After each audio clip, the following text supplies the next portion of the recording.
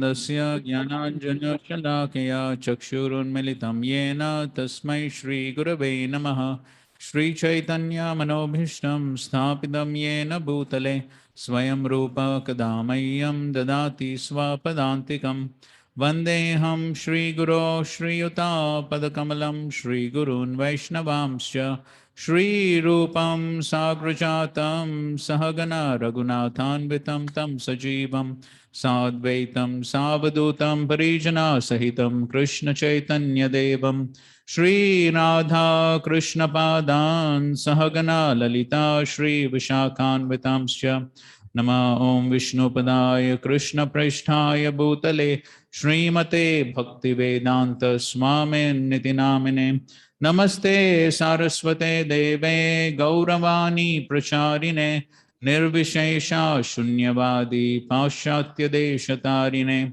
Namo Mahavadanyaya Krishna Prema Pradayate Krishnaya Krishna Chaitanya Namine Gauratvashe Namaha He Krishna Karuna Sindho Dinabandho Jagatpate Gopesha Gopika Kanta Radha Kanta Namostute Tapta Kanchana Gaurangi Radhe Vrindavaneshwari Vrishabhanu Sute Devi Pranamami Hari Priye Vancha Kalpa Tarubhyasya Kripa Sindhubhya Evacha Patitanam Pavanebhyo Vaishnavebhyo Namo Namaha Jai Shri Krishna Chaitanya Prabhu Nityananda Shri Advaita Gadadhar Srivasadi Gaura Bhakta Vrinda Hare Krishna Krishna Krishna Hare Hare Hare Rama, Rama Rama, Hare Hare.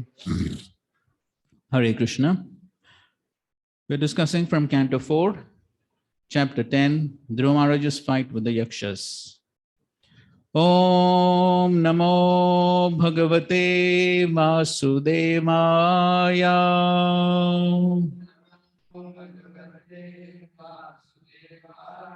Om Namo Bhagavate Vasudevaya.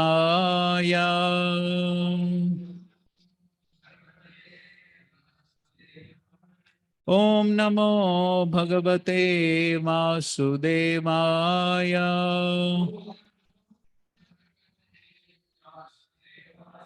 Narayanam Namaskritya Naram Chaiva Narottamam Devim Saraswatam Vyasam Tato Jayam Udirayet. Text 1. Maitreya Uvacha Prajapate Duhitaram Shishu Marasya Vaidruvaha Upayeme Brahmim Nama Tatsutau Kalpavatsarau. The great sage Maitreya said, My dear Vidura, thereafter Dhruva Maharaj married the daughter of Prajapati Shishumar, whose name was Brahmi, and two sons named Kalpa and Vatsara were born of her. Purport. It appears that Dhruva Maharaj married after being installed on the throne of his father and after the departure of his father to the forest for self-realization. It is very important to note in this connection that since Maharaj Uttanapad was greatly affectionate towards his son, and since it is a duty of a father to get his sons and daughters married as quickly as possible, why did he not get his son married before he left home? The answer is that Maharaj Uttanapad was a Rajarishi, saintly king. Although he was busy in his political affairs and duties of government management, he was very anxious for self-realization. Therefore, as soon as his son Dhruva Maharaj was quite worthy to take charge of the government, he took this opportunity to leave home, just like his son, who without fear left home for self-realization, even at the age of 5 years. These are rare instances from which we can see that the importance of spiritual realization is above all other important work. Maharaj Uttanapad knew very well that to get his son Dhruva Maharaj married was not so important that it should take preference to his going away to the forest for self-realization. So Krishna consciousness cannot wait. It is an emergency, as told by Srila Bhaktisiddhanta Saraswati Thakur. So therefore, we find that Maharaj Uttanapad, he realized that, and therefore, without waiting for his son to get married or any other family responsibilities, he immediately went to the forest because he was very anxious for self-realization. A very important lesson for us to learn, that is how eager, anxious, and how one must consider that this process of self-realization, Krishna consciousness, is such an emergency because human life is so rare. It may come to an end at any point of time. And so therefore, understanding these facts, therefore, one has to take the process of Krishna consciousness very seriously. As Prahlad Maharaj says, Kaumara Acharit Pragyo. Of course, over here, nobody is Kumar. Everyone is more than that, but still better late than never. At least now we have to take Krishna consciousness very seriously so that we achieve the goal of human life. Now, the rest of the chapter is mainly translations without much purports. And so every devotee can read about 3 translations and pass on. So we kindly request Raghav Kripa Prabhu to please start.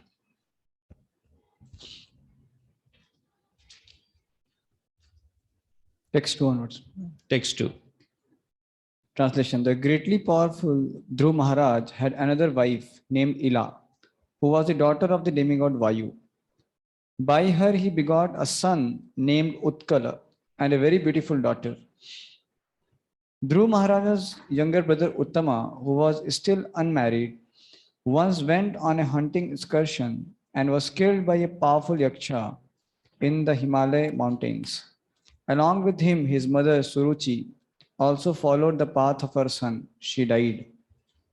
When Dhruv Maharaj heard of the killing of his brother Uttama by the yakshas in the Himalaya mountains, being overwhelmed with lamentation and anger, he got on his chariot and went out for victory over the city of the yakshas, Alkapuri.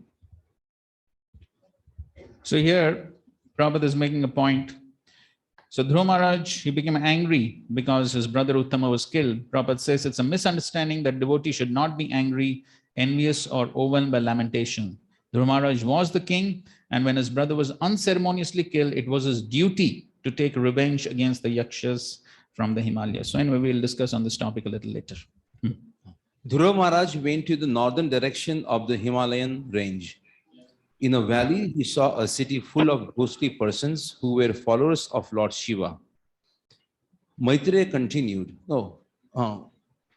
Maitreya continued, my dear Vidura, as soon as Dhruva Maharaj reached Alkapuri, he immediately blew his conch shell, and the sound reverberated throughout the entire sky and in every direction. The wives of the yakshas became very much frightened. From their eyes, it was apparent that they were full of anxiety. O hero Vidura, the greatly powerful heroes of the yakshas, unable to tolerate the resounding vibration of the conch shell of Dhruva Maharaj, came forth from their city with weapons and attacked Dhruva.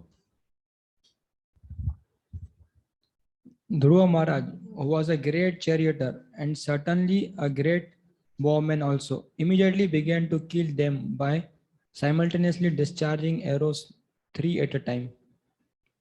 When the heroes of the Yaksha saw that all their heads were being thus threatened by Dhruva Maharaj, they could very easily understand their avkat position, and they concluded that they would certainly be defeated. But as heroes, they lauded the action of Dhruva. Okay, so the Yakshas also appreciated the wonderful fighting of Dhruva. So Prabhupada makes a point, the straightforward appreciation of an enemy's prowess is a characteristic of real Kshatriya spirit. So there's a sporting nature. So we find even in the fight between Jarasandha and Bhima also, even Jarasandha was appreciating Bhima. And so in many other fights also we find. So that is the sporting spirit of the Kshatriyas. Please continue. Just like serpents who cannot tolerate being trampled upon by anyone's feet, the Yakshas being intolerant of the wonderful prowess of Dhruva Maharaj, threw twice as many arrows, 6 from each of their soldiers, and thus they were very valiantly exhibited their prowess. The Yaksha soldiers were 130,000 strong, all greatly angry and all desiring to defeat the wonderful activities of Dhruva Maharaj. With full strength, they showered upon Maharaj Dhruva, along with his chariot and charioteer, various types of feathered arrows, parighas, iron vajyons, nistrimas, swords, prasulas, tridents, parasvadas, lances, sakti spikes, spears, and bhushundi weapons. Dhruva Maharaj was completely covered by an incessant shower of weapons, just as a mountain is covered by incessant rainfall. You can read that short purport. Srila Vishwanath Chakravarti Thakur points out in this connection that although Dhruva Maharaj was covered by the incessant arrows of the enemy, this doesn't mean that he succumbed in the battle. The example of a mountain's peaks being covered by incessant rain is just suitable. For when a mountain is covered by incessant rain, all dirty things are washed from the body of the mountain. Similarly, the incessant shower of arrows from the enemy gave Dhruva Maharaj new vigor to defeat them. In other words, whatever incompetency he might have had was washed away. Okay, so that's how the analogy is being explained. Please continue. All the Siddhas from the higher planetary systems were observing the fight from the sky. And when they saw that Dhruva Maharaj had been covered by incessant arrows of the enemy, they roared tumultuously. The grandson of Manu, Dhruva, is now lost. They cried that Dhruva Maharaj was just like the sun, and that now he had set within the ocean of the Yakshas. The Yakshas being temporarily... Okay, in the purport, Prabhupada writes, Srila Rupa Goswami says, therefore, that not only is a devotee well protected by the Supreme Lord, but all the demigods and even ordinary men are anxious for his security and safety. Okay, so even the demigods are very anxious for the devotee. And so therefore, they also assist the devotee. And towards the end, Prabhupada writes, as the sun rises again in due course at the end of night, so Dhruva Maharaj, although he might have been in difficulty, because after all, it was a fight. And in any fighting activities, there are reverses. That did not mean that he was defeated. So a very important lesson. So in a fight, one could be temporarily defeated, but it does not mean that one is permanently defeated. So even in our practices of devotional service, there could be setbacks. And Prabhupada writes that in the purport to the Bhagavad Gita 9, chapter 30th verse, Apichet Suduracharo Bhajate Mam Ananya Bhak. In that purport, Srila Prabhupada writes that we are in a fight against Maya. It's like a battle. And so in a battle, there is every possibility of somebody getting injured. And so it could happen, but then the devotee, he never gives up his determination to practice devotional service. Bhajate Mam Ananya Bhak. His determination to practice devotional service does not waver in spite of temporary setbacks. And so the devotee goes on with his determination, and that is what pleases Krishna. So because this is a battle with a very powerful, formidable enemy, the external energy of the Lord Maya Devi. So sometimes it is possible to lose, it is possible to be injured, but that should not reduce the determination, that should not deter the devotee in his determination to practice Krishna consciousness. That's the wonderful example that Dhruva Maharaj is showing here. Please continue. The Yakshas, being temporarily victorious, exclaimed that they had conquered Dhruva Maharaj. But in the meantime, Dhruva's chariot suddenly appeared, just as sun suddenly appears from within foggy mist. Dhruva Maharaj's bow and arrows twanged and hissed, causing lamentation in the hearts of his enemies. He began to shoot incessant arrows, shattering all their different weapons, just as the blasting wind scatters the assembled clouds in the sky. The sharp arrows released from the bow of Dhruva Maharaj pierced the shields and bodies of the enemy, like the thunderbolts released by the King of Heaven, which dismantled the bodies of the mountains. The great sage Maitreya continued, "My dear Vidura, the heads of those who were cut to pieces by the arrows of Dhruva Maharaj were decorated very beautifully with earrings and turbans. The legs of their bodies were as beautiful as golden palm trees. Their arms were decorated with golden bracelets and armlets, and on their heads there were many valuable helmets bedecked with gold. All these ornaments lying on the battlefield were very attractive and could bewilder the mind of a hero. The remaining Yakshas, who somehow or other were not killed, had their limbs cut to pieces by the arrows of the great warrior Dhruva Maharaj. Thus they began to flee, just as elephants flee when defeated by a lion." So you see that there are so many analogies in this chapter, just to give us some idea of how the battle was taking place. because we may not have that experience. So some analogies are being given so that there's some good understanding of the battle. Continue, please. Dhruva Maharaj, the best of the human beings, observed that in that great battlefield, not one of the opposing soldiers was left standing with proper weapons. He then desired to see the city of Alakapuri, but he thought to himself, no one knows the plans of the mystic Yakshas.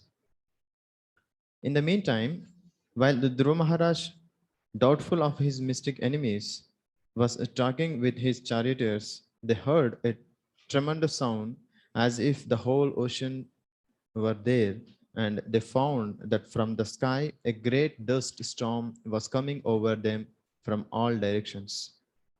Within a moment, the whole sky was overcast with dense clouds, and severe thundering was heard. There was glittering electric lightning and a severe rainfall. My dear faultless Vidura, in that rainfall there was blood, mucus, pus, stool, urine, and marrow falling heavily before Dhruva Maharaj, and there were trunks of bodies falling from the sky.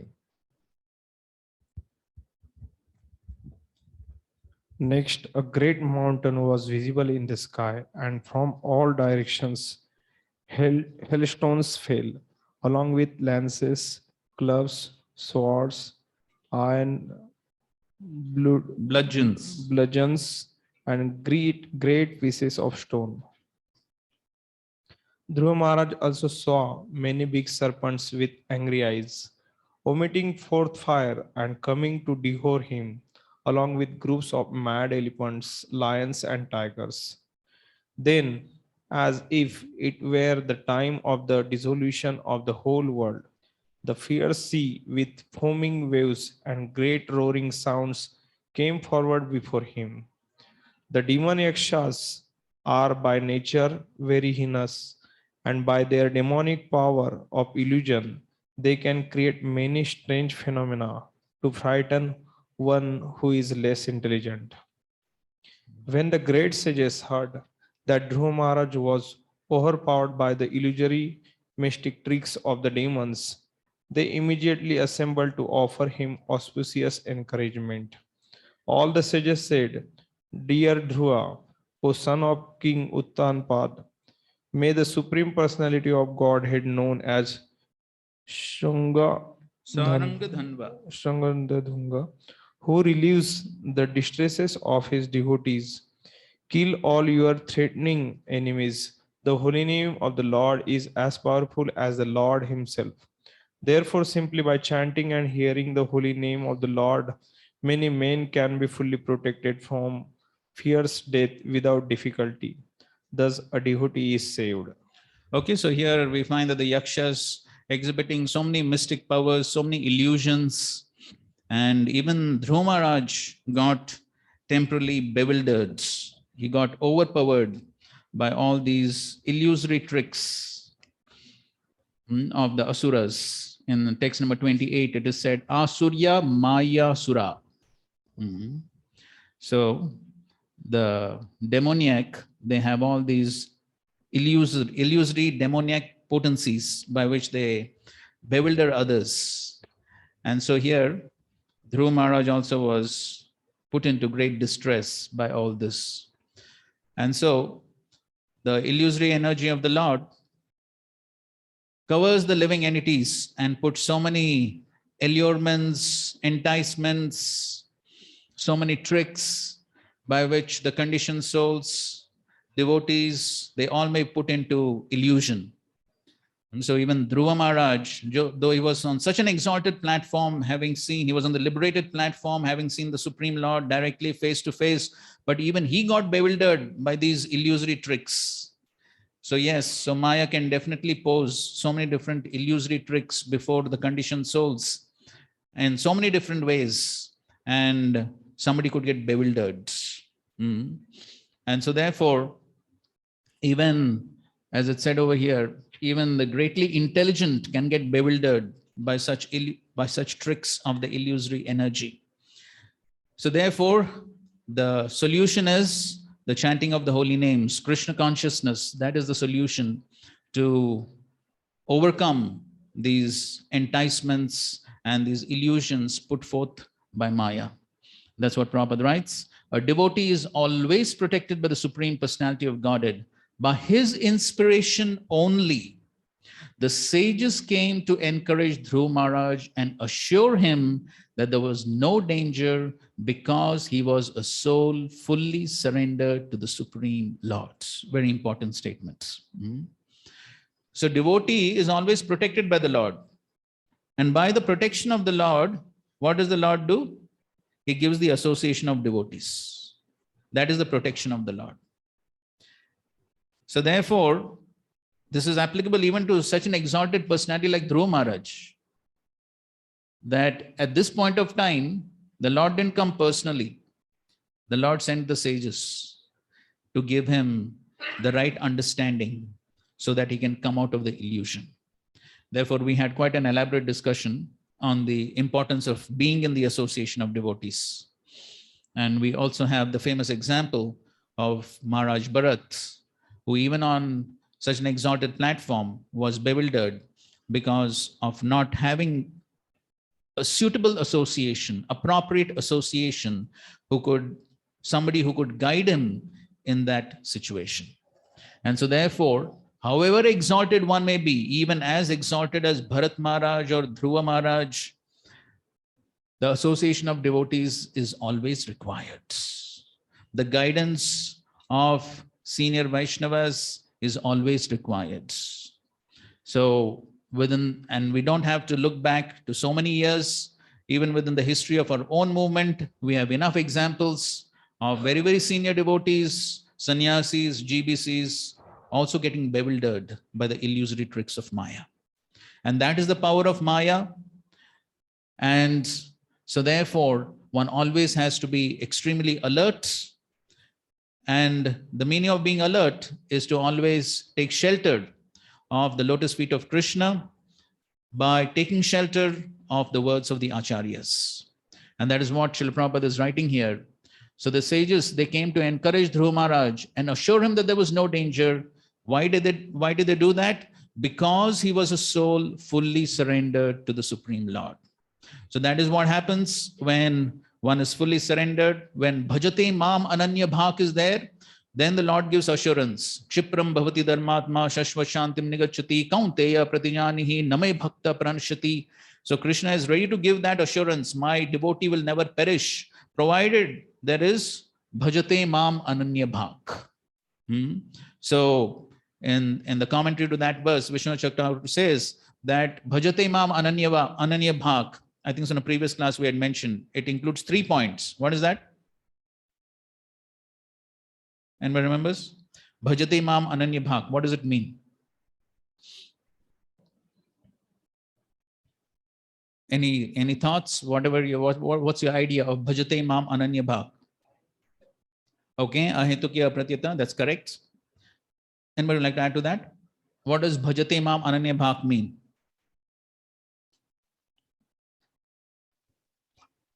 Okay, Vishnu Chakravarti says 3 things. Take shelter of the Supreme Lord and no one else like demigods. Does not take shelter of any process, any other process like karma and jnana, and has no desire other than the desire of the Supreme Lord. This is the meaning of bhajate mam ananya bhak.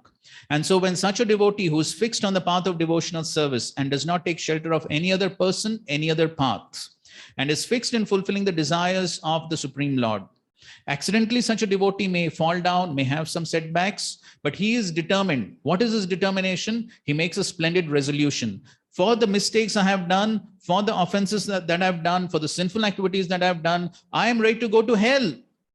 But I will never give up the devotional service of the Lord. That is the determination of the devotee.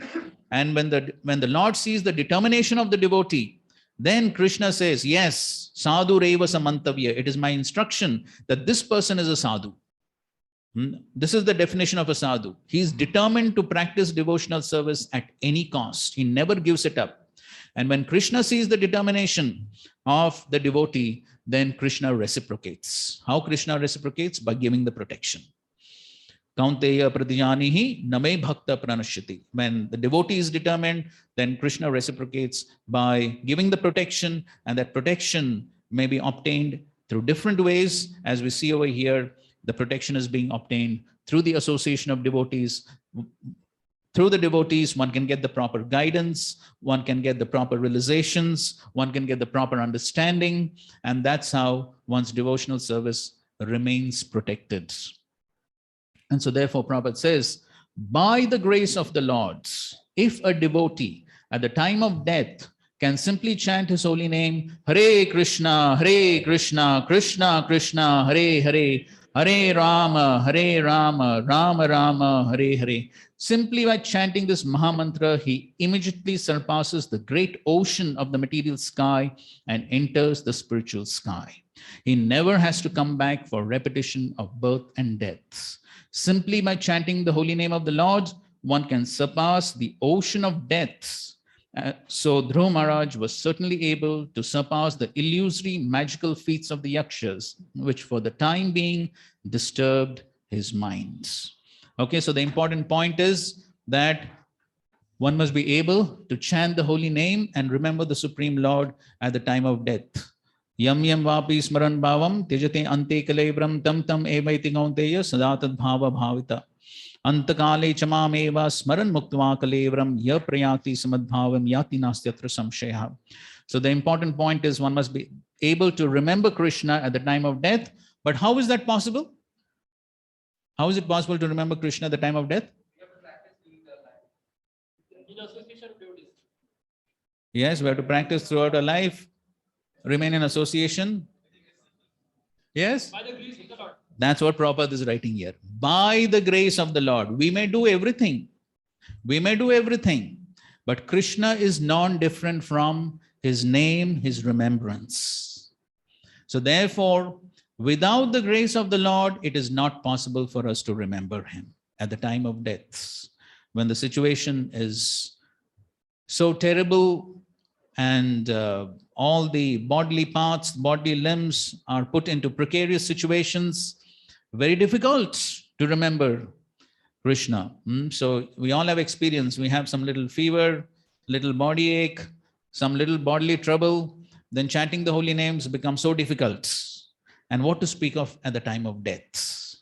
And so therefore, yes, our practices of devotional service must be such so as to attract the grace of the Lord. How to attract the grace? That must be our constant meditation. And so if we are somehow thinking of how to attract the grace and perform all our activities in such a way so as to attract the grace, then by the grace of the Lord, it may be possible to remember Krishna at the time of death. And so, and of course, at the time of death, at the time of difficulties within this life, which may also be like death to our spiritual lives. So in all situations, Krishna will help, provided we are always trying to attract the grace. So therefore, our enthusiasm and determination to practice devotional service must be such that Krishna's grace is attracted.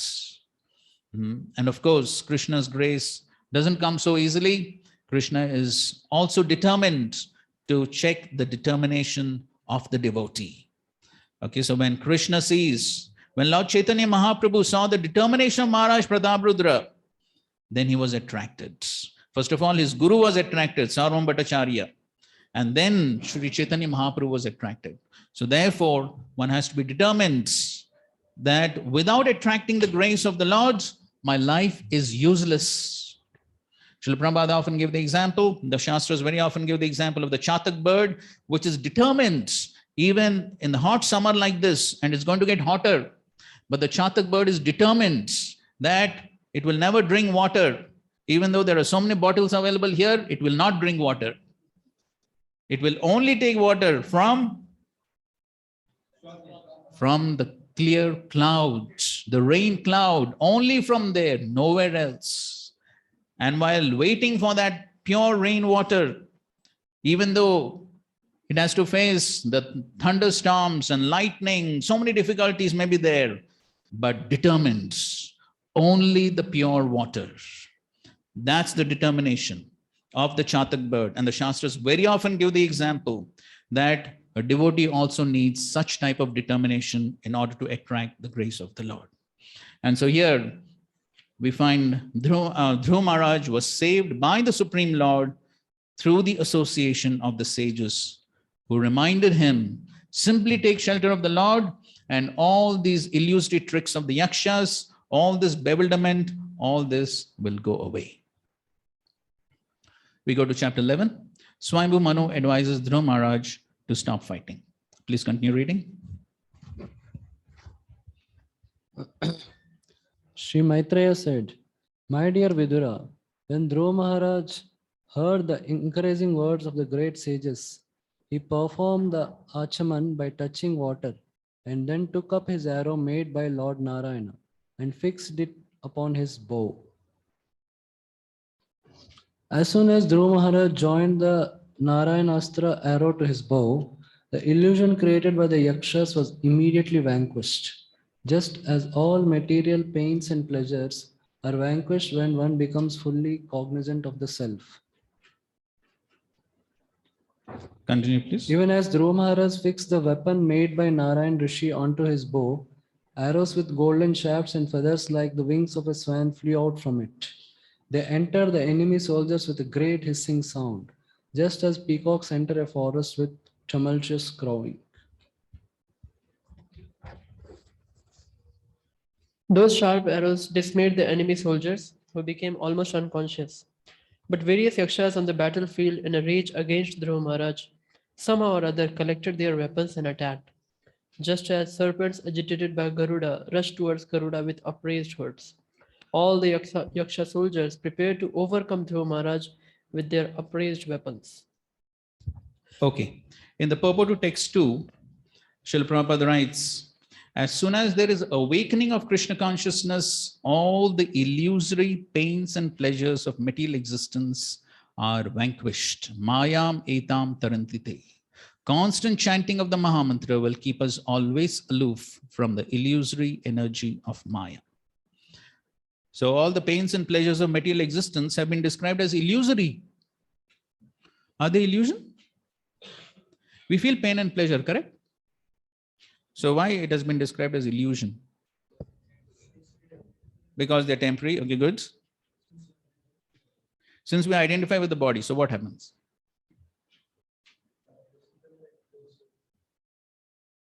Correct.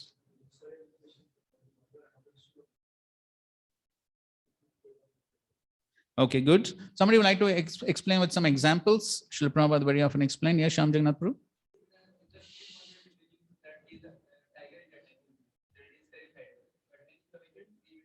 On it, please. But when gets up, he sees that it's simply his dream. Yes, the tiger is not present. Not present.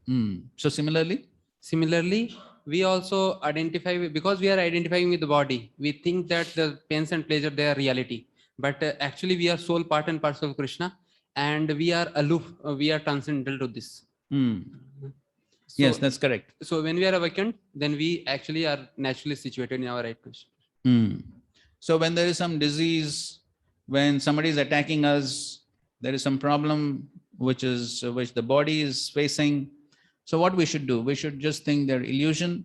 Actually, we have to do the needful. We have to do the needful because although we are the soul part, but we are in the body. So we have to take care of the body. This is a means for our perfection to achieve. We have to do the needful, but we have to understand that I am not this body. So whatever is happening is a temporary phase, and ultimately one has to transcend and go back to. Yes. So Prabhupada did quote quite often from the 6th chapter of the Bhagavad Gita, which is describing, this is, if I'm not mistaken, verses 22-23. Yes, verses 22-23, which is describing the symptoms of a yogi in samadhi. One of the symptoms that is described as gurunapi na vichalyate. Guru means something great. So in spite of one of the great calamities, na vichalyate. So he's not agitated even in the presence of great calamities. When one perfectly understands that I'm spirit soul, one is on the spiritual platform, then one is not so much affected or to the degree one does not misidentify with the body, to that degree he is not affected by the illusory pains and pleasures. Srila Prabhupada gives another important purport to text 5. So somebody can read the first paragraph of that purport. To be killed by the Lord or by his devotees is auspicious for non-devotees. The Yakshas were killed indiscriminately by Dhruva Maharaj, but they attained the planetary system attainable only for brahmacharis who never discharged their semen. As the impersonalist Gyanis or the demons killed by the Lord attain Brahmaloka or Satyaloka, persons killed by a devotee of the Lord also attain Satyaloka. To reach the Satyaloka planetary system described here, one has to be elevated above the sun globe. Killing, therefore, is not always bad. If the killing is done by the Supreme Personality of Godhead or his devotee, or in great sacrifices, it is for the benefit of the entity killed in that way. Material so-called non-violence is very insignificant in comparison to killing done by the Supreme Personality of Godhead or his devotees.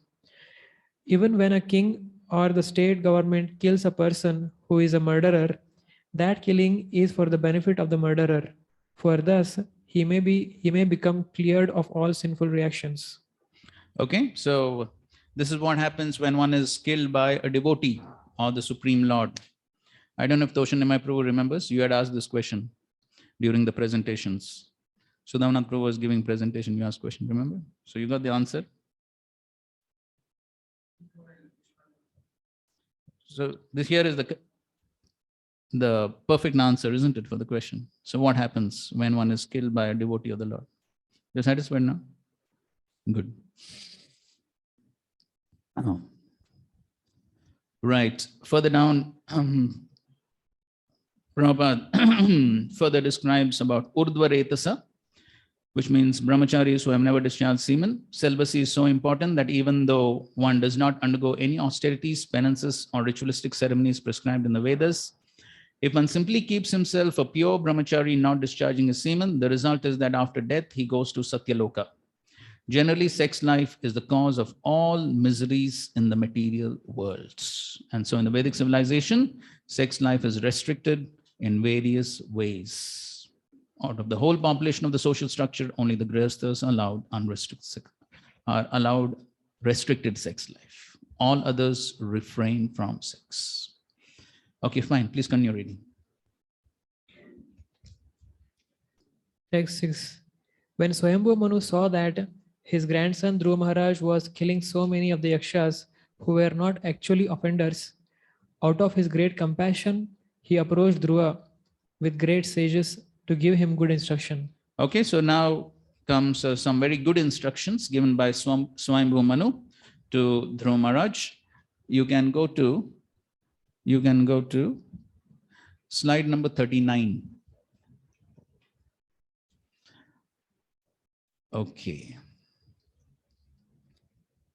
Okay, let's recite the verse.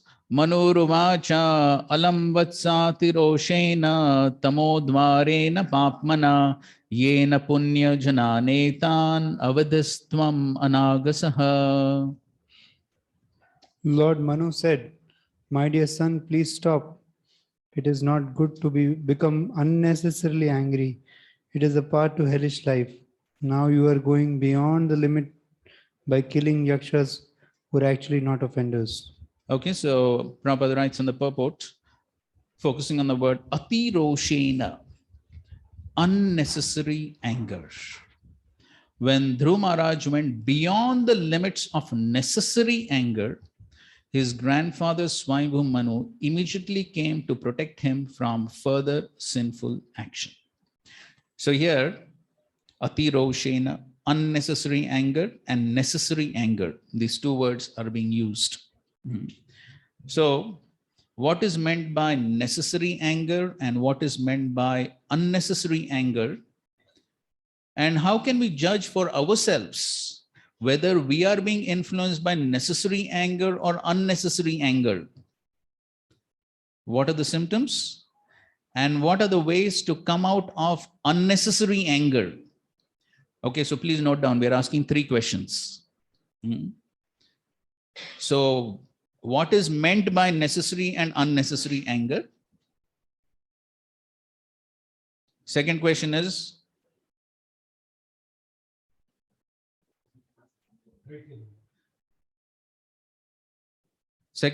what are the symptoms? How can we recognize whether anger is necessary or unnecessary? Please write down the questions. Don't keep looking over here.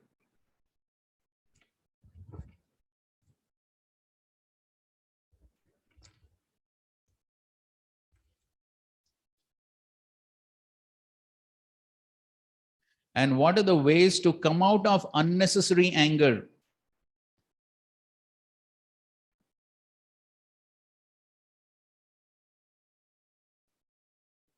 Okay, so you can explain with some examples, pastimes.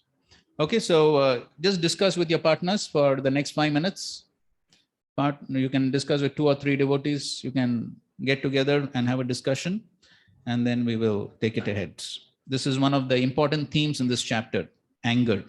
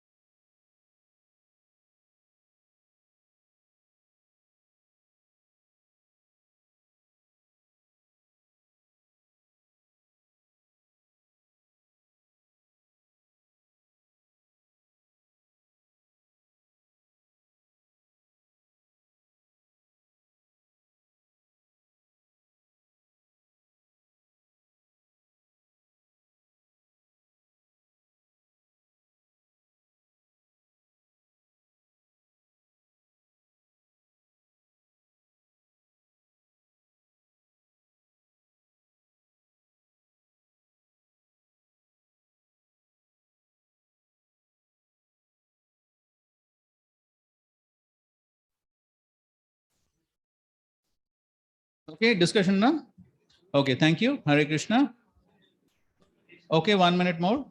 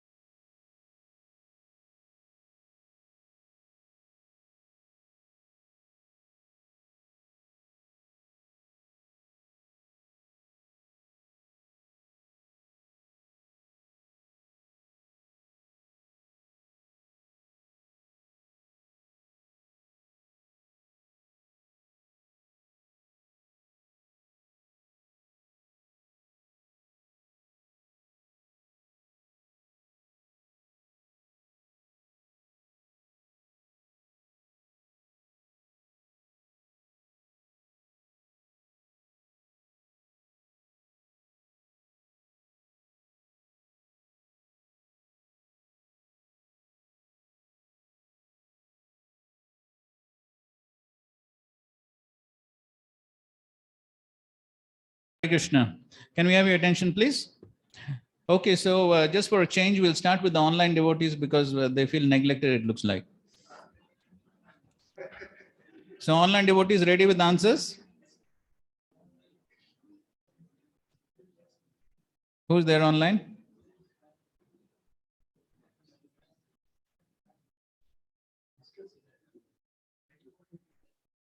"24 devotees online, in spite of there being no COVID."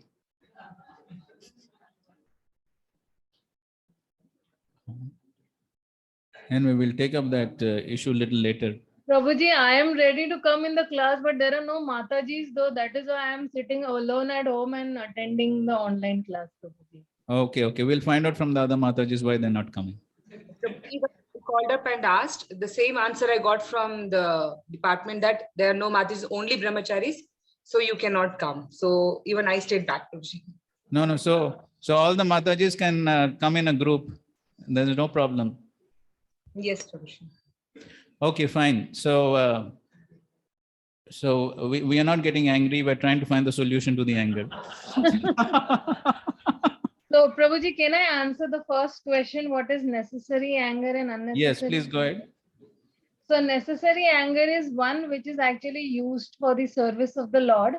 and wherever actually the principles which are against the principles of the Lord, then you can be angry on that. And unnecessary anger is on a bodily platform where your own senses are not satisfied, and your own for your own sense gratification you use that particular anger, and that actually anger does not result in something really good. It is just like you're holding a coal in your hand, and you are actually putting that coal towards the other person, but the first person who is actually burnt is actually you. Then the other person is burnt. Okay, fine. So good point. So unnecessary anger is anger which is for one's own sense gratification, the bodily concept, but necessary anger is that which is used in the service of the Lord. Okay, good point. Somebody would like to add to that from here? Yes, Shyam Jagannath Prabhu? See that it brings a positive transformation, positive change in the In person, whom? in the person to whom it is applicable, and rather than putting him down. Okay, If good it is- point. Good point. So necessary anger, it encourages the other person rather than discourage. Okay, good point. Somebody would like to add something to that? Necessary anger and unnecessary anger, what is meant by that? Yes, Ram Prabhu? Necessary anger has come out with very deep compassion and genuine concern for the other person. Yes, very good point. Yes, out of deep compassion, genuine concern for the other person, there could be some anger to help the other person, basically. Sonagar? Necessary anger also means to train the subordinates, to teach them Yes. the right way, right path. Correct. So teach them, train them, set an example. For that, there could be necessary anger. So, Lakshan? Necessary anger is for the service of the Lord, and unnecessary angry when someone's sense gratification is disturbed, then he shows anger, then that is unnecessary anger. Correct. Good point. So for the service of the Lord and for oneself. Online, somebody wants to add? Necessary anger is in the law, like they don't violate the law, whereas unnecessary anger violates the law. Okay. Violates the law, doesn't violate the law. Okay, fine. So we'll go to the next question. So how do we recognize in ourselves, most importantly, in ourselves, how do you recognize whether anger is necessary or unnecessary? We'll begin with online. Those who have not yet participated, we kindly encourage everyone to participate in the discussion. So how do we recognize whether our anger is necessary or unnecessary?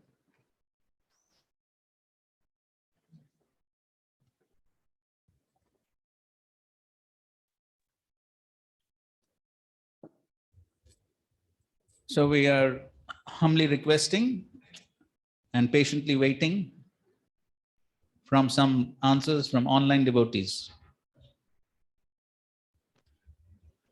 Prabhuji, can I answer again or no? Kindly give a chance to others. Hare Krishna. So when it is actually unnecessary anger, May I kindly know who's speaking? This is Narasimha Avatar Das Prabhuji. Oh, very good. Thank you. So when it is unnecessary anger, we shall have the guilt feeling, and the another symptom is that it will not subside immediately. We shall have the carry the feeling of revenge, etc. Yes, okay, good point. When there's unnecessary anger, there is a feeling of guilt, revenge, and the anger doesn't subside immediately. Good points. Somebody would like to add to that? Online devotees, would you like to add? Hare Krishna, Prabhuji. Yes, yes, Prabhu, please. So Prabhuji, whenever like one gets angry, it is basically complete. It leads to bewilderment. Please repeat that. We could not get it. Like krodhat bhavati sammoha, sammohat smritir vibhamaha. So in such cases, actually, only someone else can actually tell us. Because if it becomes very, ati rosha in that situation, somebody else can point out that actually it has become too much. So that is also one of the symptoms of the unnecessary anger. Okay, so you're saying that when one is unnecessarily angry, one is in a state of bewilderment and cannot recognize. So, right? so one thing is also what Narsingh Avatar Prabhu said, that we will feel the guilt and there will be this feeling of enmity and those things. But other thing is also it becomes, if it becomes too much, we need actually help of others to actually tell us that this is becoming too much. Correct. Yes, it requires help. Okay, let's hear some answers from here. How do we recognize? Yes, Toshinama Prabhu. The person whom we are angry, he'll be elevated in his service, in his consciousness by anger if it is necessary. But unnecessary anger means the relationship will get disturbed and there'll be offense, all that cycle will start. So if it's necessary anger, then the other person, he could be elevated, he could be encouraged. And if it's unnecessary anger, then there could be disruption in the relationship and all. But if you take that as one of the criteria, then even if it's necessary anger, I may have necessary anger towards you, but you don't recognize that it's necessary, and then you may be angry. In long term, Prabhuji, that is, if the relationship is already understand is a guru and disciple, in that relationship, a person understand that is my welfare, it's more for my benefit actually, and it doesn't take it that way. Otherwise, one can't be angry only. Okay, good point. Some other points? Yes, Manmohan Shampro. Symptom of necessary anger, that before becoming angry, he will think that what I am doing is proper. Like Prithu Maharaj thought a lot before punishing to the Mother Earth. And unnecessary anger is like he loses good intelligence and he does not know what is doing right or wrong. Like Shringi became angry on Parshit Maharaj. Okay, good point. When if it's necessary anger, then one deliberates, one is careful whether it is really necessary or not, should I become angry or not? So there's some deliberation and then one responds. And if it's unnecessary angry, then one could be simply burst out of the lower modes, like Shringi. Good example. Yes. Okay, so then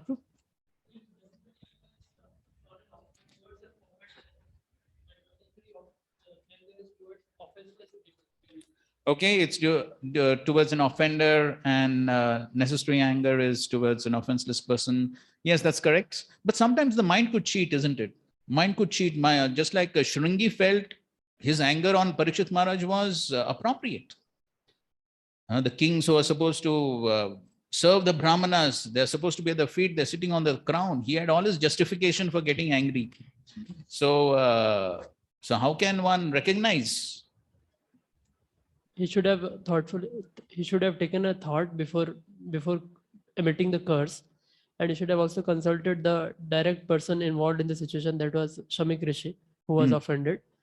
And then later, if anger comes out, that could have been considered, it surely would not have been unnecessary anger the way it became. Okay, so consult appropriate. Okay, good. Any other points on how do we Yes. Satyapridas, actually, Lord is pleased or Guru is pleased with that service. That that is the major aspect. The effect should happen. That movement should continue. That preaching should continue nicely. The thing should happen nicely. As a result. Okay, Guru and Lord is pleased when it is necessary anger. Okay, good point. Good point. Can we hear something from okay, go ahead. Prabhu, necessary or unnecessary anger at the sadhaka level, it is always, I feel it is always unnecessary. Since we are having anarthas within. This seems to be Anand Goprabhu, right? Yes, Ananta Gopdas here. Okay. It's like at the level of sadhaka, we tend to prove that it is like the necessary anger or unnecessary, but it is always unnecessary anger. Acha, for a sadhaka, it is always unnecessary anger. At the level of sadhaka, and when the is pure. So what is your reference for the statement? A sadhaka's anger is always unnecessary. You're saying with so much of conviction. You have some reference. Where actually I can see the examples where the Hanuman and Prabhupada examples we always quote about this. That time, like the Hanuman and Prabhupada. Okay, fine. Hanuman, Prabhupada, they are not sadhakas, correct? There are like when I was giving the lecture on the anger management in 2012. That time Rai Shampoo corrected me that there's like Krodha Bhakta Dveshi Jane. Correct. And he just said that like the anger itself is wrong at the level of sadhaka. That's the Gita is mentioning about this. Okay. So that means the purpose why the person is angry, that is the question, right? It is not whether it is a sadhaka or a siddha, isn't it? It is the purpose why he gets angry. Sadhaka is not really perfected himself. So how he can be at that level of like I am just angry for the Lord? There's always about we are just thinking about But ourselves. a sincere sadhaka could also be sincerely practicing, and he could be on the right path, isn't it? So But, can we see, where are the examples? where are the examples? The examples are all around us. There are so many sincere sadhakas all around us, including yourself. I feel it is like I am not. Whenever I am just angry, like I am just proving that actually I am right always. Okay, fine. Okay. So we accept your statement without getting angry. Necessary anger results in good, and unnecessary always cause harm. Necessary anger Results does in not. good. Means, for example, mother is angry on a kid for his better. Correct. So there's some benefit. Good. Yes, Prabhuji, also we saw that Srila Prabhupada, he would sometimes become angry to instruct someone to change, but that Correct. anger would never stay for a long. And that incident, that caused anger would not be mentioned also again. Correct. Good points. Yes, Shrikum. Wait, Mike. Otherwise,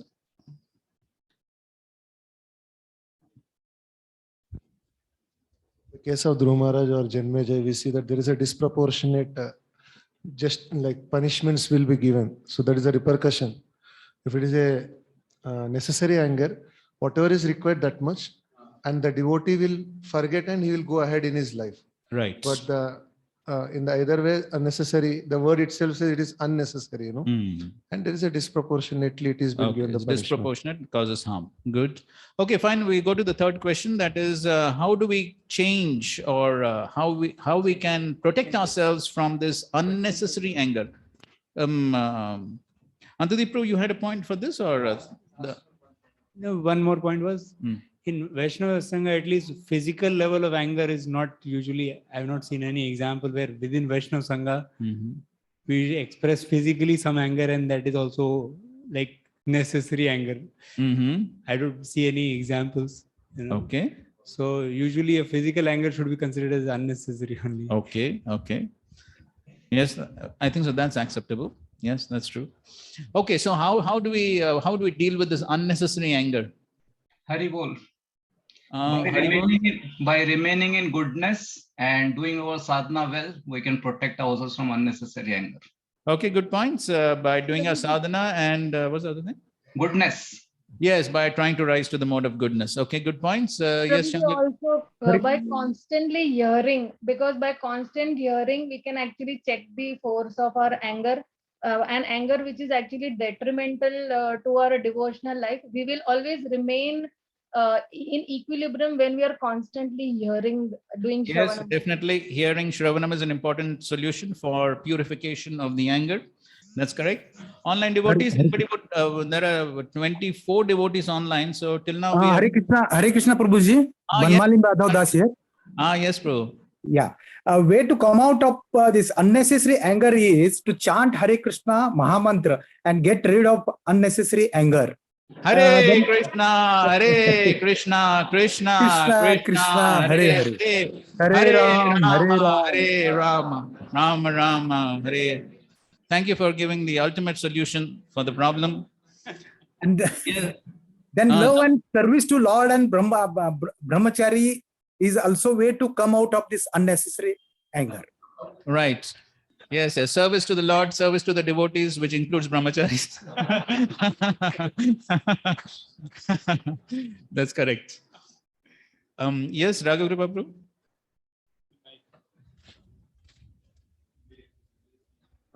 One should, we may not immediately act on it. So we can because it's like with lower phases there. because of you have come in passion. So that time, don't act. And then after consulting or, as devotee suggested, more reading, hearing, and actually thinking what is the right thing to be done. Then one can take better decisions. So Yes, good point. So don't have reactive behavior, but think before acting. As some people say, count 10 before trying to do something. Of course, we can chant Hare Krishna instead of counting 10. Radhasham also says that one may write a mail, but don't send it. Correct. Don't press the send button. Yes, especially one is written in anger. Okay, Shri Kumar Krishna Prabhu and then Sudhana Prabhu.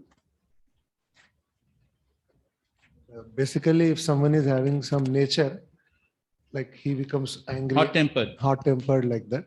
So he knows that that is there. Then he should be very careful not to put in those circumstances. Correct. First thing, even if it is, he can understand that I am going to get into this circumstance. So first level is this. Correct. Second is, okay, this is going to happen. Let me consult my seniors.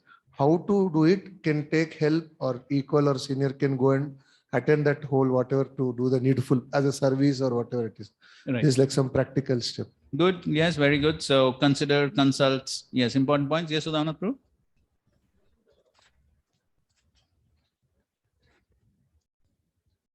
There are two kinds of situation. One kind of situation is like something happens unexpected and I become angry. This solution which I'm going to tell does not apply in that situation. But some other situations where some meeting is going to take place and some heated topic is going to be discussed. So I should better keep some devotee informed that Prabhu, I generally become quite soon angry when such topics are discussed. So you take care. Whenever I increase my volume, then you can help me. When the volume increases, then what? Reduce the volume from there.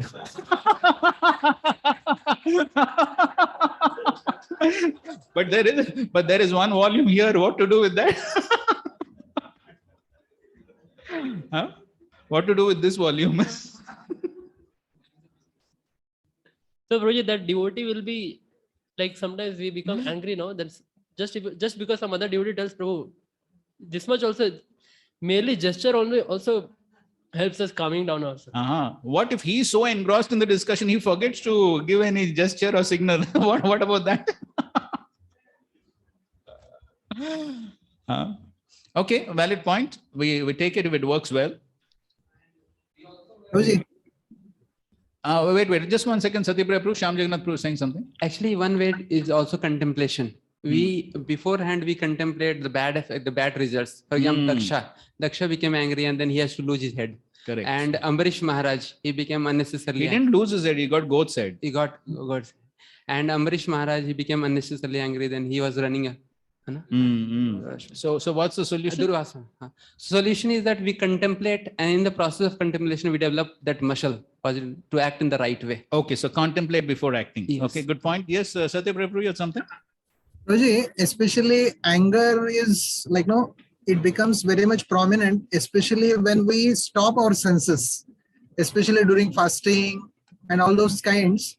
We are very on top, and immediately our mind releases those things for even a small thing. Correct. During those such times, we should really know the purpose of fasting, why I'm doing the fasting, and one should, if really it's hurting, one should take prasad. So after getting angry, one should take prasad, or before getting angry. Yeah, he should be he should understand what is his level of fasting, and what if it disturbs the other environment, other the saintly environment. And also, one should be clear about prasadam. He should not go for very chilies and kind of such passionate things, which really touches this Rajogun food, Rajasic food. Yes, increase sattvic food. Yes, sattvic food, sattvic lifestyle. Yes, that's also important. Yes. Yes, Lakshan Prabhu.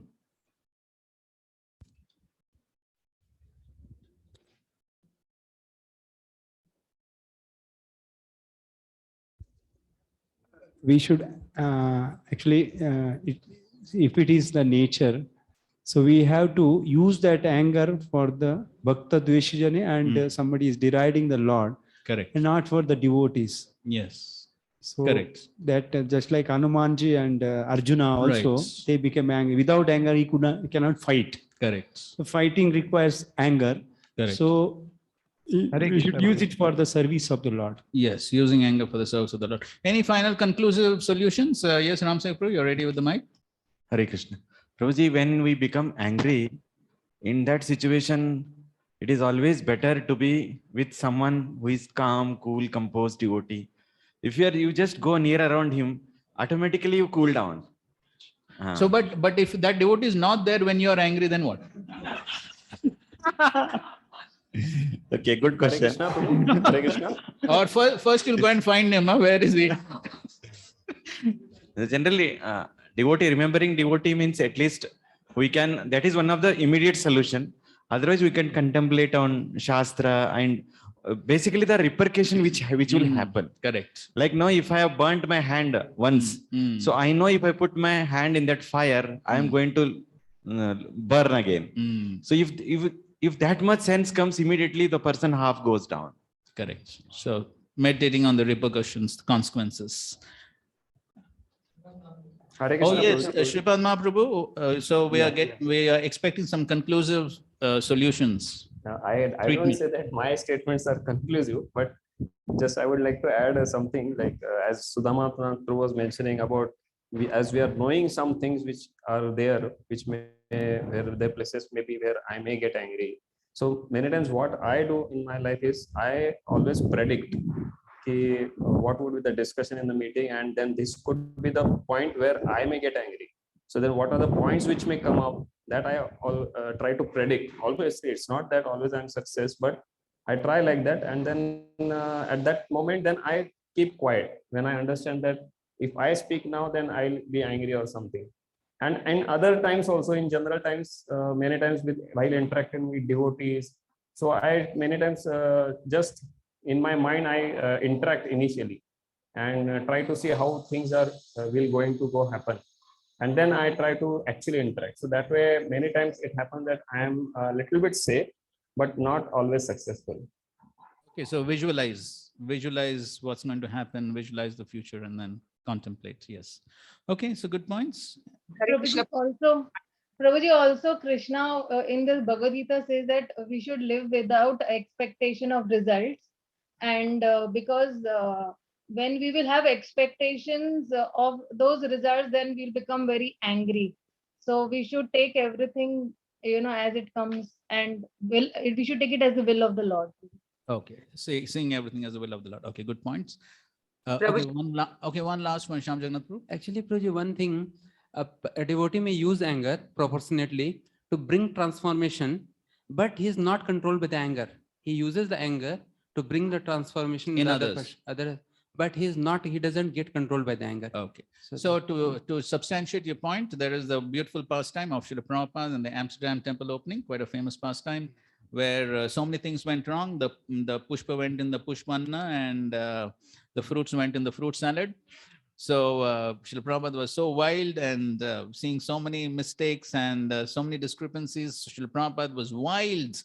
And it was a nationally telecast program. There were TV reporters and newspaper reporters. So many important VIP people were there.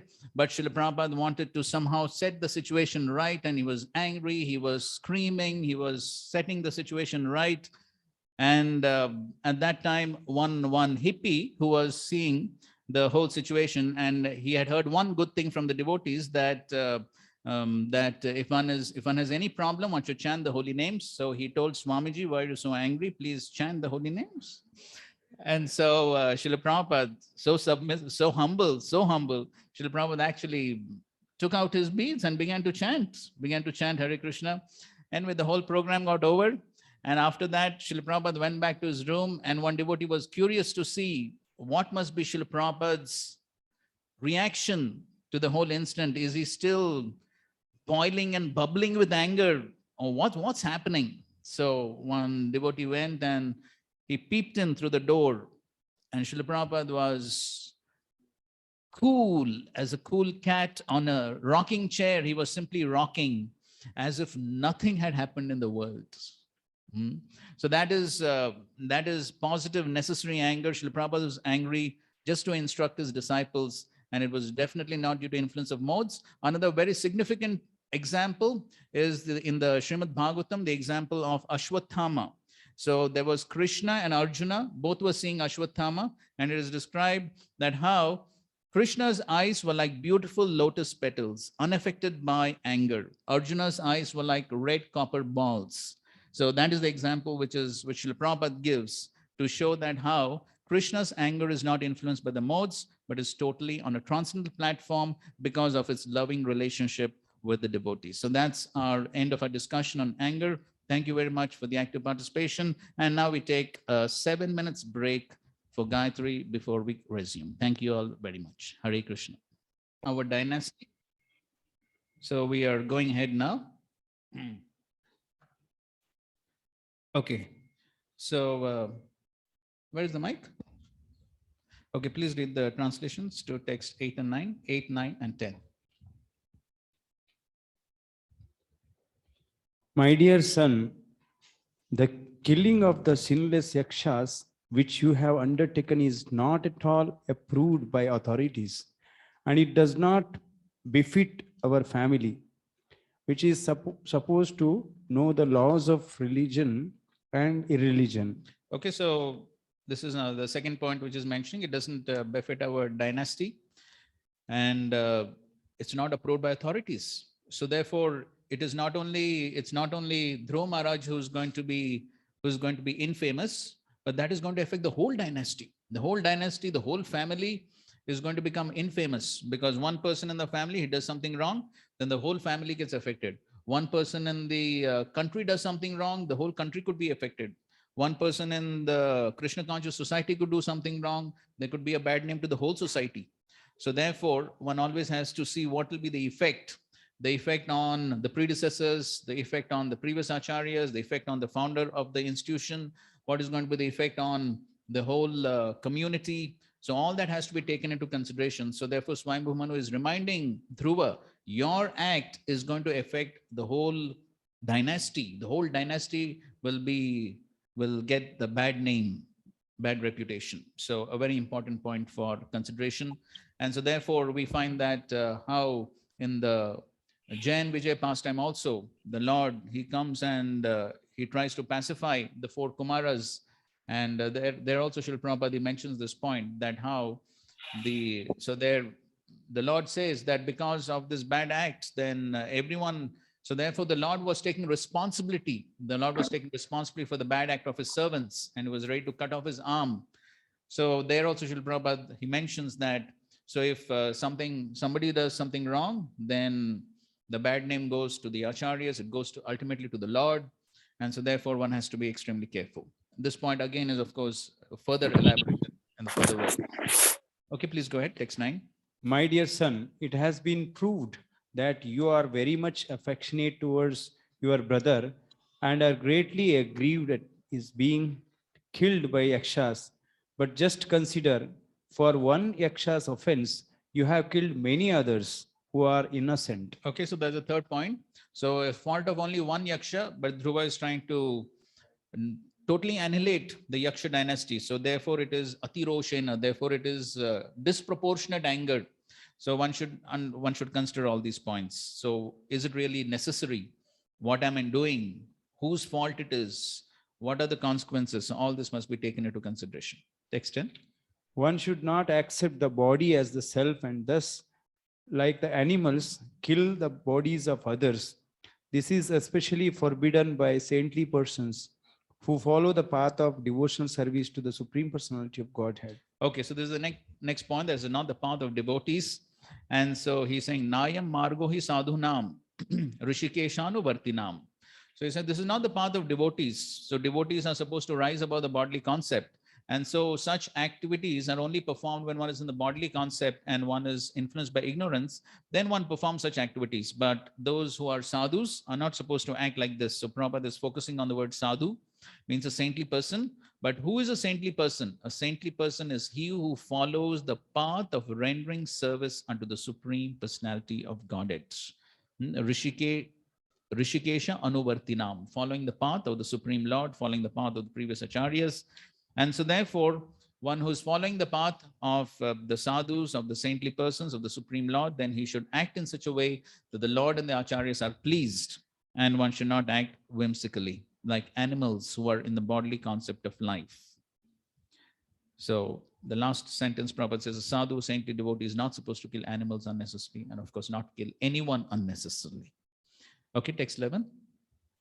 It is very difficult to achieve the spiritual abode of Hari in the Vaikuntha planets, but you are so fortunate that you are already destined to go to that abode by worshipping him as the supreme abode of all living entities. So he's saying that you're already destined to achieve the Vaikuntha planets. So therefore, such type of activity is not befitting such a person who's actually on the path back to the spiritual world. So how his behavior should be. So Prabhupada writes, Dhruva Maharaj as a Kshatriya could have argued with his grandfather Manu when Manu requested him to stop fighting. But even though Dhruva could have argued that as a Kshatriya it was his duty to fight with the enemy, he was informed that since every living entity is a residence of the Supreme Lord and can be considered a temple of the Lord, the unnecessary killing of any living entity is not permitted. Okay, so that's the vision of a Vaishnava. So Vaishnava is not in the bodily concept of life. He clearly sees that every living entity is part and parcel of the Supreme Lord. Therefore, he does not indulge in unnecessary killing. So we see the transformation that took place in Mrigari, not ready to kill even an ant. So why? Because one has that proper vision that every living entity, part and parcel of the Lord, every body is a temple of the Lord. And so therefore one respects every body. And with that vision, one deals with everyone. So Swayambhu Manu is reminding Dhruva that you're on such an exalted platform that you're going back to Godhead 100%, you're destined. Then how your vision should be, what should be your attitude, what should be your realization, that's what he's reminding him of. Text 12. Because you are a pure devotee of the Lord is always thinking of you, and you are also recognized by all his confidential devotees. Your life is meant for exemplary behavior. I am therefore surprised. Why have you undertaken such an abominable task? So this is the other important point, that is exemplary behavior. So such an exalted devotee, then he is supposed to have exemplary behavior. Yad yadacharati shreshtas tattadevataro jana. So therefore, Swayambhu Manu is telling Dhruva, you're such an exalted devotee, there must be exemplary behavior. Why are you behaving in such abominable ways? So can you give some other references from the Shastras about exemplary behavior? Importance of exemplary behavior?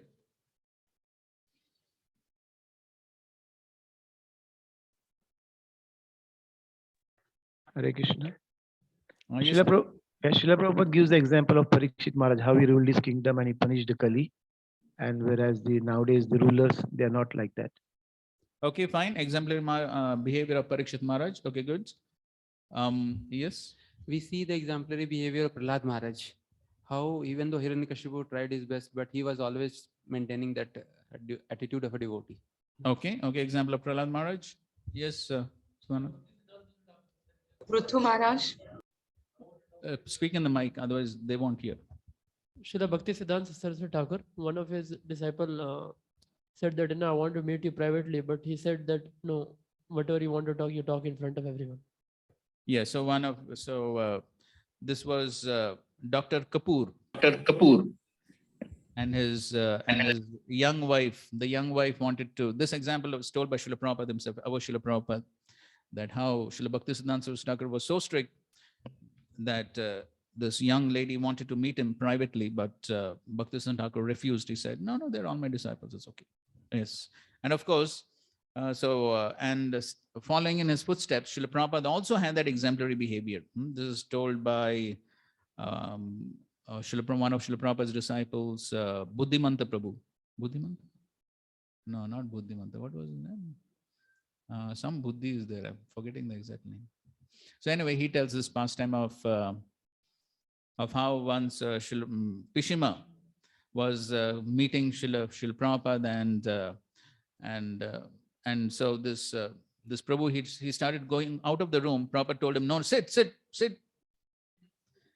And so he could not understand, and they were speaking in Bengali, so he was wondering why Prabhupada told him to sit. Then after, when Pishma left, then he asked Srila Prabhupada, why did you tell me to sit? I couldn't understand anything. So then Srila Prabhupada quoted the verse, Matra Swastra Duhitra Va. So he quoted that verse. And so that's how the Acharya set example. Yes? Mahabuddhi, Prabhuji. Mahabuddhi. Was that? Mahabuddhi, Prabhuji. Correct. That is Mahabuddhi Prabhu. Correct. Thank you. Yes, that's Mahabuddhi Prabhu. Draupadi actually forgave the Ashwathama who killed his 5 children when they were sleeping. Okay, fine. Okay, Draupadi forgiving Ashwathama. So we know this famous statement which Sri Chaitanya Mahaprabhu makes in connection to Madhavendra Puri and the Sanodia Brahman.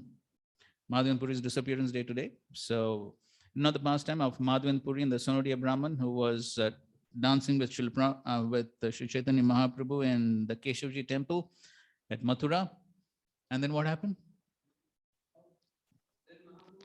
Invited for Seeing the ecstasy in Sanodya Brahmana, he could immediately connect with Madhavendra Puri. And he was asking, how could you? Then he told him that Madhavendra Puri had once come and he had the good fortune of associating with him. And that's how he developed these ecstatic symptoms. But there's something very important which, yes. He actually invited him for the prasadam. Yes. And then? Chaitanya Mahaprabhu, then he asked him that, he told him that, he was hesitating to offer prasadam to the Lord. And then he told Madhavendra Puri also has taken. Then he said, if he has taken, Mahajano yena gata samanta. There was some other verse which he quoted. Yes, dharma sthapane hetu sadhura vyavahar. The principles of religion are established by the behavior of a sadhu. So therefore, the behavior of a sadhu is extremely important because that sets the standard. So Mahaprabhu said, Madhavendra Puri has set the standard, so I'll simply follow that. So therefore, it's very important to have the right exemplary behavior as sadhus, because everyone is watching. And especially sadhus in saffron, very important. So everyone is watching. What example, what standards are we setting? So therefore, that's an important point which Swayam Bhuman was reminding Dhruva Maharaj. You're such an exalted devotee. Your behavior is supposed to be exemplary, not abominable like this. Okay. Prabhuji, voice is very low. Can we increase the volume? Hare Krishna, is it okay now? Hare Krishna, is it okay? No, Prabhuji, no, very low volume. Are all the online devotees facing this problem? No, Prabhuji, we can hear you. Yes, Prabhuji, it is. Yes, Prabhuji, low volume.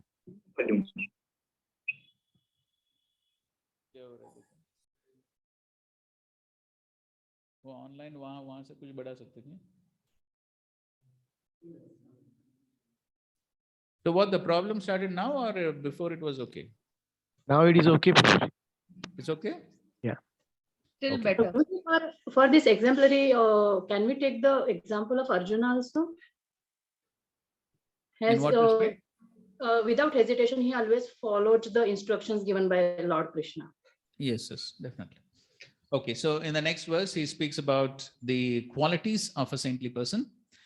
Titikshaya karunaya maitriya chakila jantushu samatvena cha sarvatma bhagavan samprasidati. The Lord is very satisfied with devotees when the devotee greets other people with tolerance, mercy, friendship, and equality. Okay, so these are the qualities of a sadhu that Lord Kapila also speaks. What is the verse? Tidikshva karunika surudha sarvadehinam ajata shatra shanta sadhava sadhu bhushana. So similar qualities here also. So very satisfied when the devotee he deals with other people with these qualities of tolerance, mercy, friendship, equality. And so Prabhupada is explaining these qualities. Prabhupada begins the purport by saying it's the duty of an advanced devotee in the second stage of devotional perfection to act in accordance with this verse. So these are essentially the qualities of the Madhyamadhikari. So he should act according to these qualities.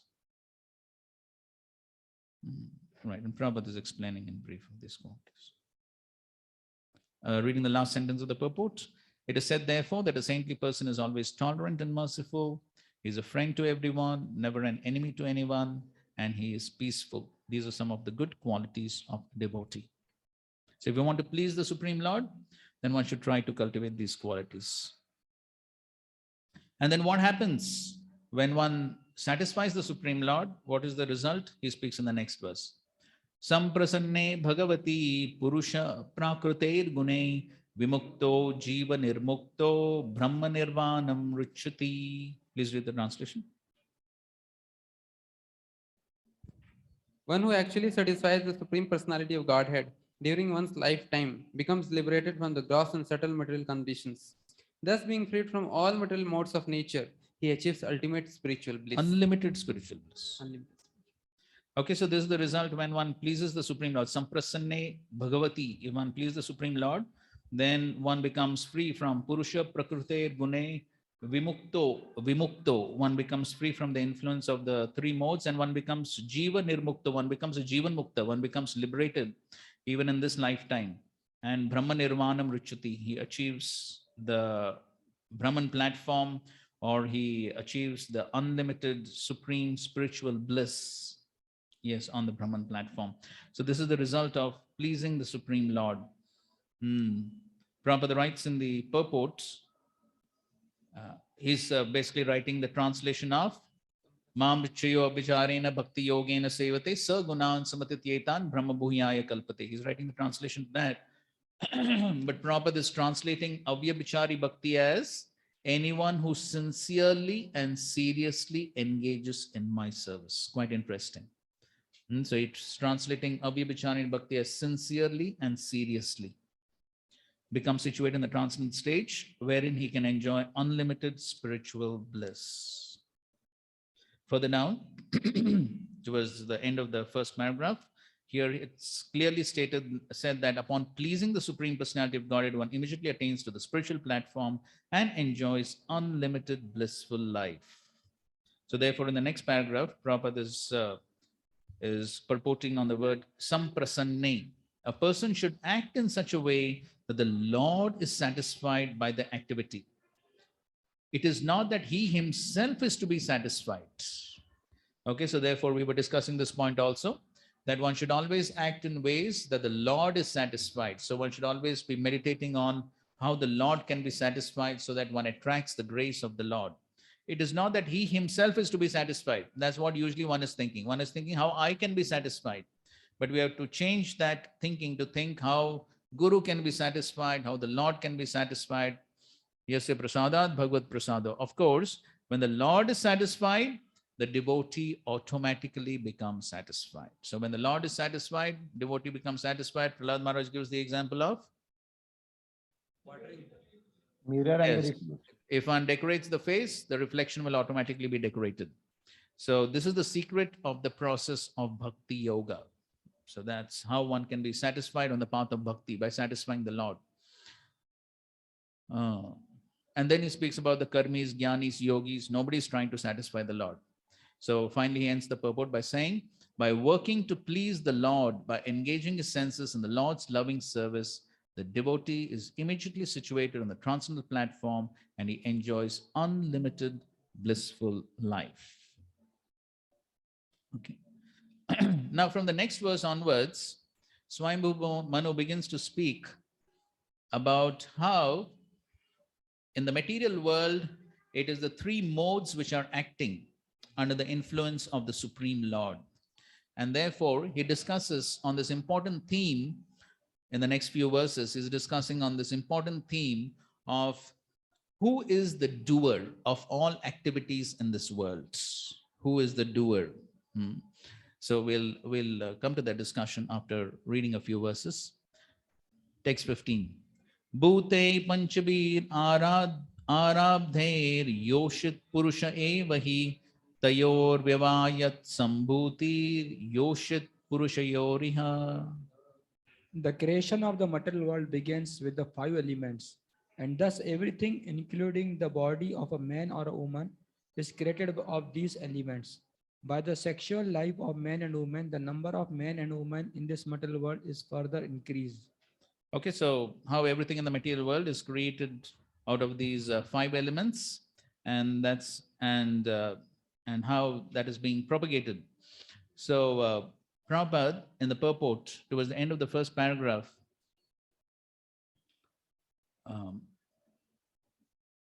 he says, Swayambhu Manu wanted to impress on Dhruva Maharaj that the death of the material body of his brother was not actually the Yaksha's fault. It was an act of material nature. The Supreme Personality of Godhead has immense varieties of potencies, and they act in different gross and subtle ways. So this is the theme that goes in the next few verses. And that is, Swayambhu Manu wants to tell Dhruva Maharaj, don't blame the Yakshas. Don't blame the Yakshas for killing your brother. It was simply done by material nature. So anyway, we'll discuss that a little bit more. And therefore, towards the end of the purport, Prabhupada says, one should not be disturbed by the waves of material nature in this process. Dhruva Maharaj was indirectly advised not to be afflicted by the death of his brother because our relationship with the body is completely material. The real self, spirit, soul is never annihilated or killed by anyone. So there are both these points. One point is that ultimately it's only the body that is killed. The spirit soul is eternal. Na hanyate hanyamane sharire. And the other point is, don't blame the yakshas, because ultimately everyone is acting under the influence of the modes. And the modes are, of course, acting under the influence of the Supreme Lord. Text 16. Please continue reading the translation.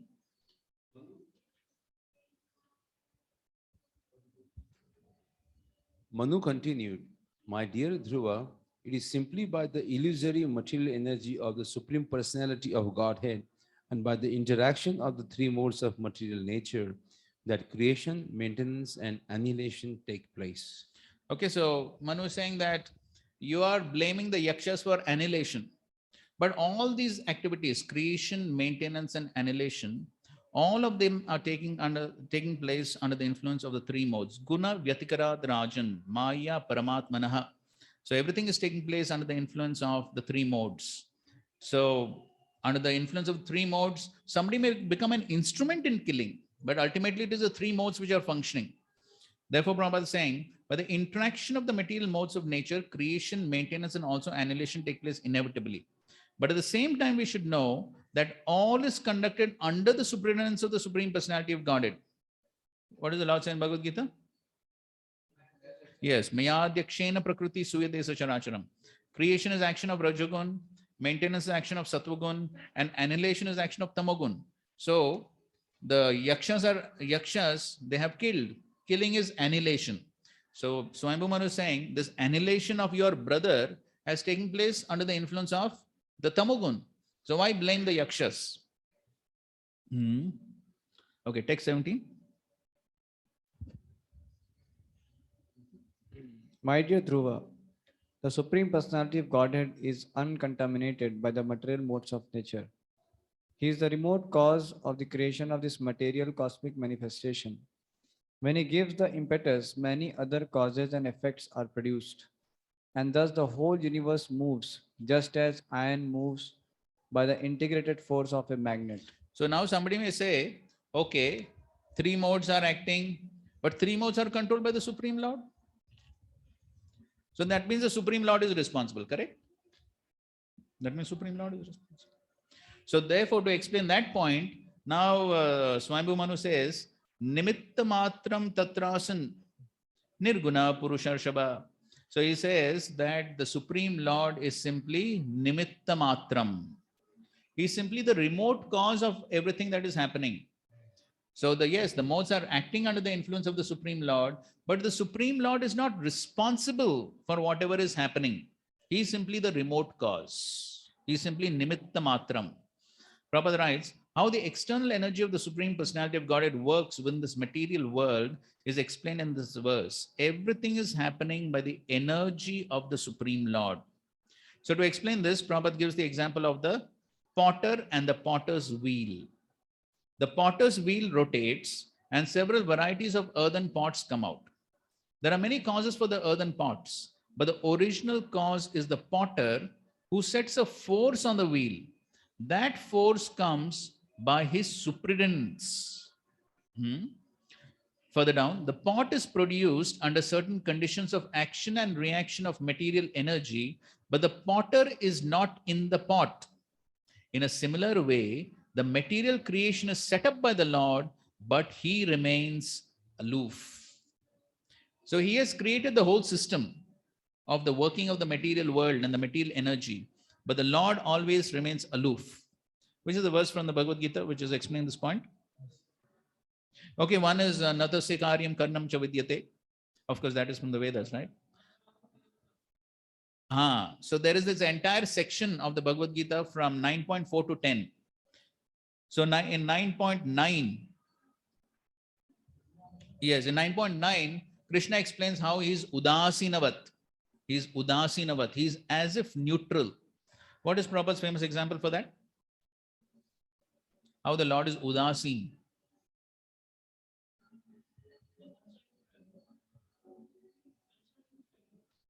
Sanction is for everyone. What's the analogy Prabhupada gives? Yes, online devotees and one. What is the famous analogy Prabhupada gives to show that? Upadekshya. What? Yes. Two The birds same sitting on the tree. Okay, wait. Raghu Kripa Prabhu saying, what is the analogy here? He gives example of the judge. Ah. So there may be criminals and they may be having certain punishment to be given, but he remains udasin, neutral. Yes. So the judge may give reward to someone. He may punish someone. All those he is doing. Why he is doing that? Because it is law. He is simply acting according to the law. He himself is not affected. It does not mean that if he's punishing someone, the judge also feels pain. Oh, I have to maybe he feels little pain, but he's not so much affected by that. Or he's giving reward, he does not become happy or something. He remains neutral. Whatever the law says, it just happens. So similarly, the Lord is also Udasin. He has created the system. He has created nature's laws. According to nature's laws, everything is happening. Somebody is created, somebody is maintained, somebody is killed. Everything is happening according to nature's laws. But the Lord himself is unaffected. Srila Prabhupada gives 3 examples to establish this point, how the Lord remains unaffected. 3 analogies Srila Prabhupada gives in the Bhagavad Gita. Before I give you the reference, what are the 3 analogies? Yes, you have to speak in the mic. But one Prabhupada says that just like the sun evaporates the all the dirty substance on earth, but does not get contaminated. Same way, the Supreme Lord never gets contaminated by the modes of material nature. Okay, that that analogy Prabhupada gives to show that how the Supreme Lord is unaffected by sinful activities. For that point, Prabhupada gives this analogy. But what are the analogies Prabhupada gives to show that how the Lord is not responsibility. The Lord is not responsible for whatever anybody else is doing. Is it the example of the rains? Yes, good. What is the example? Although because after the rains we see so many of varieties of vegetations, but it's not the rain. Rain is falling on the rocks and the ocean also. Yes. So who's responsible? The seeds which are there in the ground. Exactly. That's right. So this is one analogy Prabhupada gives. Yes, the seeds are responsible. Rain is falling everywhere. Sometimes there will be thorny bushes that grow. That sometimes the apple trees, mango trees. But the rain is not responsible. The seeds themselves are responsible. Good. That's one analogy. Second analogy, yes, Sri Bhagavad Prabhu. About the government and the citizens, whether the citizens do crime or if they do some good work, based on that government awards them or punishes them. So Okay, good. Okay, good. Yes, the government. Prabhupada gives the example of the king. Yes, but same analogy. Yes, so somebody may put in jail, somebody may be rewarded, all that the government does, but that is simply according to law. The government or the king is not responsible for what the citizens do. And the third example? Yes, Salakshmi. I don't know whether Prabhupada gave or somebody else gave. But when the teacher is teaching the students, it's up to the student to receive. Sometimes some students are getting more marks or some students are getting less marks. It's not because of the teacher, but the student, how he is receiving the... Yes, this is also a perfect example actually. Srila Prabhupada does give it in his Bhagavatam purports in the 7th canto. That's right. There's one more analogy. Okay, Srila Prabhupada gives the example of the company owner and the employees within the company. So the employees may do some nonsense, may do some good things, bad things, but the employer is not responsible. He's not responsible. Though people may blame him or whatever, but he's not responsible for what the good and the bad activities which the employees are doing. So Prabhupada gives these three analogies in the purport to verse 4.16 in the Bhagavad Gita. So similarly, so the same point Swayambhu Manu is telling over here. So one should not think that, okay, material modes are responsible, so therefore the Supreme Lord is responsible. No, the Supreme Lord is not responsible. He is the remote cause, like the potter. There are varieties of pots that are being made. Who is the immediate cause? Who is the immediate cause of the pots? Yes, the clay or the earth, that and the wheel of the potter. Those are the immediate causes. The potter is the nimitta matram, the remote cause. So similarly, the Lord is also the remote cause, therefore he cannot be blamed. So in the Bhagavad Gita, there is this beautiful section, which is a short but very important section. You can go through it later on. This is 5th chapter, verses 13 to 16. So this is a very beautiful section, which is explaining about who is the doer, who is the cause of whatever is happening in the world. So it's a very beautiful section. You can read it later on. Especially the purport to 5.15 is a very, very beautiful purport, and can be actually, it's a very important section, can be taken as a separate seminar or a separate presentation on this very important topic of who is the doer. Technically, this topic is called as etiology. Okay, etiology. E-T-I-O-L-O-G-Y, the study of causation, 5.13 to 16. So most of those points are covered over here also by Swayambhu Manu. You can go through that section later on. And towards the end of the purport, Srila Prabhupada is also refuting Mayavad philosophy. According to Mayavadi philosophers, the Supreme Brahman has transformed himself into many varieties of forms, but that is not the fact. We had discussed this point in a previous section. What are those two philosophies, the Mayavadis and the Vaishnavas? In respect to transformation, we had discussed in a previous class. Yes, Vivartavad and Parinamvad. Okay, so Vivartavad is the philosophy of the Mayavadis. They say the Supreme Brahman himself has got transformed. But the Vaishnava philosophy is Parinamvad. What does it say? Yes, transformation of energies, not transformation of the Supreme Brahman. Okay, so these are some important points which Swayambhu Manu is describing. Okay, text 18. Let's recite this verse.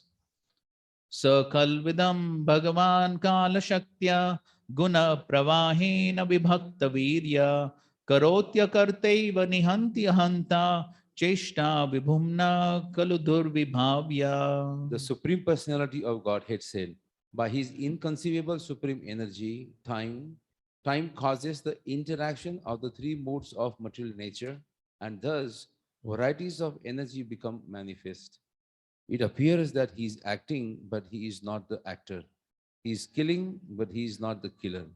Thus, it is understood that only by his inconceivable power is everything happening. Yes, so these are some apparent contradictions. He is acting, but he's not the actor. He's killing, but he's not the killer. Nihanti ahanta. So he is karoti, but he's a karta. So in the apparent contradictions can only be explained on the basis of the inconceivable potencies of the Lord. Durvibhavya. There are quite a few lectures where Srila Prabhupada focuses on this word, Durvibhavya, the inconceivable potencies of the Lord. So, and that is basically the description of the entire section in 9.4 to 10 also, the inconceivable relationship of the Lord with the material world. He's perfectly in control. Everything is perfectly orchestrated by the Supreme Lord. Yet, he's the non-doer. Yet, he is indifferent. So how is it possible? Is it possible for any ordinary person to be in full control yet detached? So many managers here. Is it possible? To be in full control, yet detached, yet udasin. So one of the two things takes place, correct? If one gets fully involved in management, in situation, what happens? Yes, one becomes attached, one becomes affected, so you know what happens. And what happens if one is totally detached? What happens if one is totally detached? Udasin Baba. Then what happens? Yes, then there's chaos. But the Lord is fully in control, yet detached. Therefore, it is Durvibhavya. Therefore, it is inconceivable. Only the Lord can do such a thing. Nobody else can do it. And that is what he's explaining over here. So these apparent contradictions, he's killing, but not killing. He's doer, but he's not doer. Who can explain? This is only possible by the inconceivable potencies of the Lord. Therefore, Prabhupada says the word Durvibhavya means inconceivable by tiny brains. So here he gives the example of the government. The government state is always supposed to be merciful, but sometimes in order to keep law and order, government employs its police force and thus punishment is meted out to the rebellious citizens. Similarly, the Supreme Personality of God is always merciful and full of transcendent qualities, but certain individual souls have forgotten their relationship with Krishna and have endeavored to lord it over material nature. Then he's describing the word nimitta matram from the previous verse actually. Yes, the Supreme Lord is completely aloof from the action and reaction of this material worlds. How is everything being done? The word inconceivable has been used. It is not within the power of one's small brain to comprehend. Unless one accepts the inconceivable power and energy of the Lord, one cannot make any progress. So all this is happening by the inconceivable potencies of the Lord. And that is the philosophy of Sri Chaitanya Mahaprabhu, Achintya Bhed Abhed Tattva. Text 19. Please read the translation. My dear Dhruva, the Supreme Personality of Godhead is ever existing, but in the form of time. He is the killer of everything. He has no beginning, although he is the beginning of everything, nor is he ever exhaustible, although everything is exhausted in due course of time. The living entities are created through the agency of the Father and killed through the agency of a death. But he is perpetually free of birth and death. Okay, so again, the same point. He is killing everyone. He is doing everything, but he is aloof. He is not affected. So Prabhupada again says, the supreme authority and inconceivable power of the Supreme Personality of Godhead can be minutely studied from this verse. He is always unlimited. And therefore, he gives the example of the touchstone. The example is given of touchstone, which creates many valuable stones and jewels, but does not decrease in power. He's creating one touchstone, creating other touchstones, but the power does not decrease. Which is the verse to explain the Siddhanta? Yes, Om Purnamada Purnamidam Purnat Purnamudachyate Purnasya Purnam Adaya Purnam Eva Vashishyate.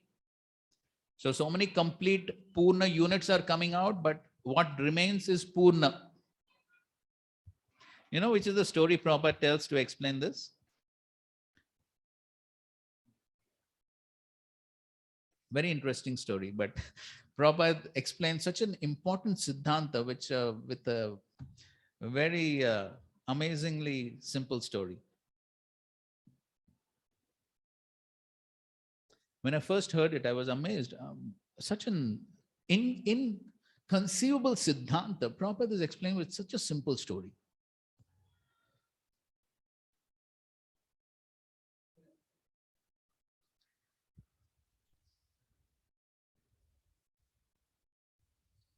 Like a father may beget a son, that story. Okay, Prabhupada tells the story. I'm sure most of you know it, but you may not know that Prabhupada used it in this context. Prabhupada tells the story of the teacher who on a festival told the students to get some gifts. You know that? So Andhati Prabhu can complete the story. Give.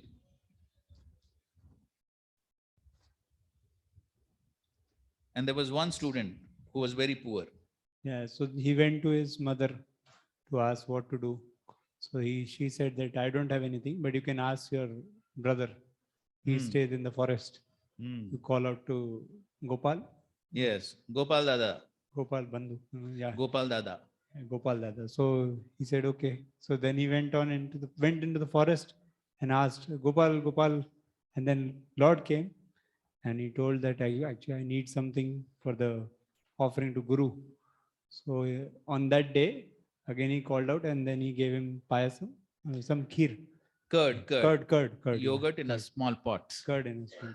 And then that small pot, when he gave to the Guru was very angry. What is this? Just so little for so many people, useless. And he threw it and it fell. And still in the pot, everything remained. Correct. And then he tried to give to everyone, but still it remained. Correct. And then eventually the teacher was amazed. Yes, so that's the story Prabhupada tells. Purnam eva vashishyate. So even though the yogurt was thrown on the ground, but again it filled up. Again he threw, again it filled up. So then the teacher understood something very special. Who gave this? Gopal Dada. So yes, that's the same point Prabhupada is saying here. Just like the touchstone, which creates many other stones, but the power does not decrease. Similarly, creation occurs many times. Everything is maintained, and after time, everything is annihilated. But the original creator, the Supreme Lord, remains untouched and undiminished in power. And then in the next paragraph, Prabhupada gives a very interesting point about, he gives these examples of Hitler and Napoleon. They killed many living entities, but ultimately, they were also killed. And then Prabhupada says, people are still very much interested in writing and reading books about Hitler and Bonaparte and how they killed many people in war. Year after year, many books are published for public reading regarding Hitler's killing thousands of Jews in confinement. But no one is researching who killed Hitler and who created such a gigantic killer of human beings. The devotees of the Lord are not much interested in the study of the flickering history of the world. They are interested only in Him who is the original creator, maintainer, and leader. That is the purpose of the Krishna consciousness movement, to find out who is the original creator, who is the original killer. Everyone else is a small instrument in Krishna's hands. So that is how, but yes, Krishna is the original killer of everyone, but still, he is not responsible. He is not affected by all this killing. Everything is simply happening by the laws of material nature. Text 20, please read the purport. I mean the translation. The Supreme Personality of Godhead in his feature of eternal time is present in the material world and is neutral towards everyone. No one is his ally and no one is his enemy. Within the jurisdiction of the time element, everyone enjoys or suffers the result of his own karma or fruitive activities. As when the wind blows, small particles of dust fly in the air. So according to one's particular karma, one suffers or enjoys material life. Okay, so again the same point. So Swayambhu Manu is saying that the Supreme Lord is doing everything according to, everything is happening by the time factor, but everything is happening according to one's own karma. So therefore, the Lord cannot be blamed for whatever is happening. So just like when the wind blows, small particles of dust fly in the air. So yes, the particles of dust fly, but it's not that the wind is responsible. The wind is blowing, some particles will fly. So similarly, everything is happening according to one's karma. Therefore, Prabhupada writes, although the Supreme Personality of Godhead is the original cause of all causes, He is not responsible for anyone's material suffering or enjoyment. Who is responsible then? The Jiva himself. So the Jiva is acting according to one's desire. The Lord understands the desire. Material nature fulfills the desire. But who is responsible? The Jiva himself. There is no partiality on the part of the Supreme Lord. Further down, Prabhupada says, as soon as they declare their independence of the Supreme Controller, they're immediately put into this material world to try their luck freely as far as possible. So further down he says, the living entity's higher or lower position, his suffering and enjoying are due to his own karma. The exact word used in this connection is anishaha, which means dependent on their own karma. The example given in this verse is that when the wind blows, particles of dust float in the air. Gradually, lightning occurs, and when torrents of rain follow, and thus the rainy season creates a situation of varieties in the forest. So yes, so it's not that the rain is responsible, but everything is happening according to that system. God is very kind. He gives everyone an equal chance.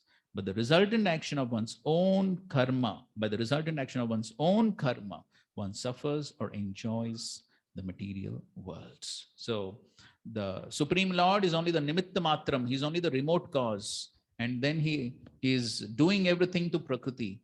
But the root cause is the karma of the jiva, due to which he enjoys or suffers. So this is the main theme of Swayambhu Manu's instructions here. And there are a few more verses. We will just finish them tomorrow, and then we'll go to the next chapter. Okay.